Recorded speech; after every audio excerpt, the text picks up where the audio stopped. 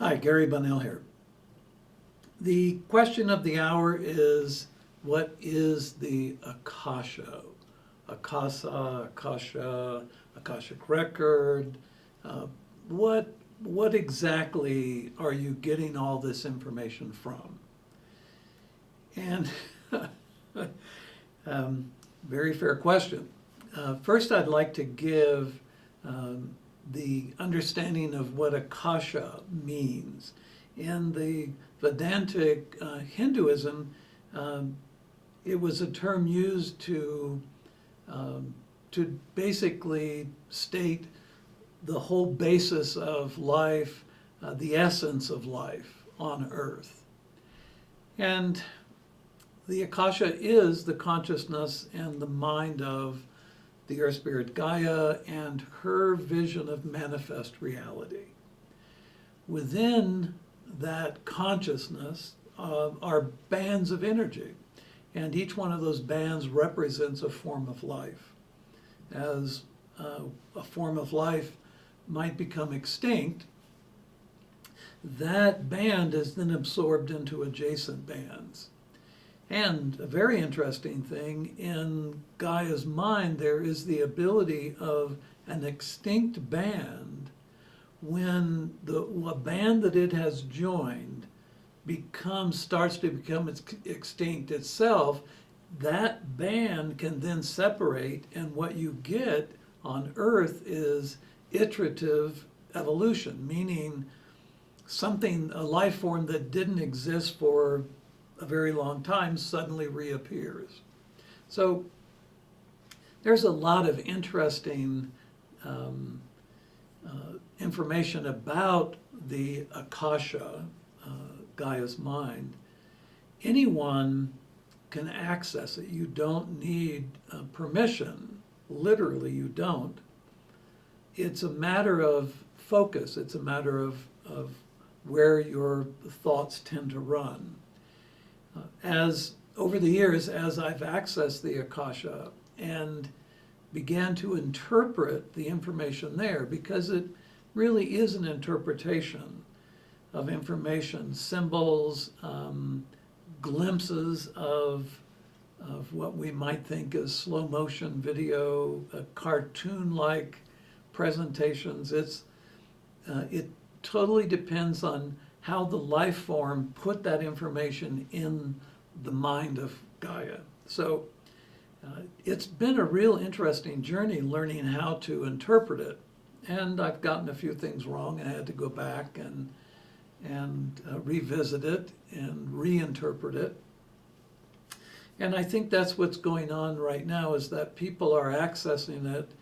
Their length of experience with it's not allowing them to go into the deeper aspects of the Akasha. One of the interesting things is that our technology is actually mimicking the Akasha. So you have a computer, you have a phone, you have these appliances that allow you to link up with the rest of awareness in the world. Your computer can link up with a remote computer in the Tibetan highlands through the internet. And that really is how the Akasha works. Again, you don't need somebody's permission to Google something, just like you wouldn't need anyone's permission to access a subject. Now, there are some exceptions. There are some records that you probably won't be able to access until after you've gained more experience with the Akasha. And the reason for that is that the information there is being blocked by the being who established that record.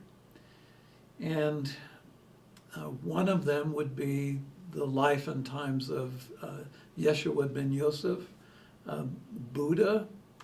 There are even some scholarly types like Confucius,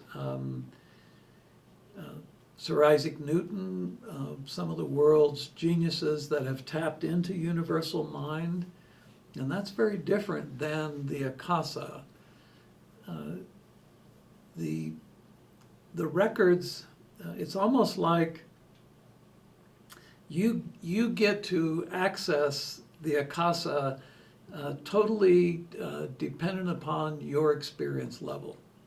Most people who experience it, when they get to a point with it, they find themselves in what can only be described as an upper chamber, a place where they're aware of their body, they disassociate with it for the moment they're in this other space, and in that other space, it's like they can glimpse out across everything, every aspect of Gaia's mind.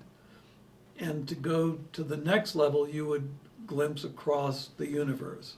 And this is the one thing that a lot of off-world beings understand about humans, is because of the threefold nature, body, spirit, and an eternal soul. That eternal soul is connected to universal mind. It is a particle from the mind of Creator. And as such, you're connected to everything. You could have access to everything across creation. As a matter of fact, off-world beings know that humans can project their conscious awareness through an older term, bilocating, a newer term, remote viewing. We can remote view anywhere in the universe with enormous accuracy. So you've got the Akasha, which is this solar system's history based upon Gaia's time in the solar system. There was another celestial deity before her that left just prior to a reset of life in the solar system. But Gaia has all that data as well. The information, Gaia's information, is recorded in substance. So crystals carry an enormous amount of information about where they grew, the conditions and circumstances around their growth. So, it's one of these amazing things that we humans get to know about our existence, is that we have this enormous connectivity to everything. And why we focus where we are focusing now is a big question mark. I think people are afraid of the future, and they're grasping at things they believe can help humanity in the future. Well, the Akasha shows what's going to happen in the future. Off-world beings know what's going to happen in the future. They give that information freely to those who can commune with them. And it's quite amazing, really, to be a human.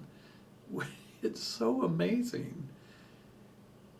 And we worry if our shoes match our outfit.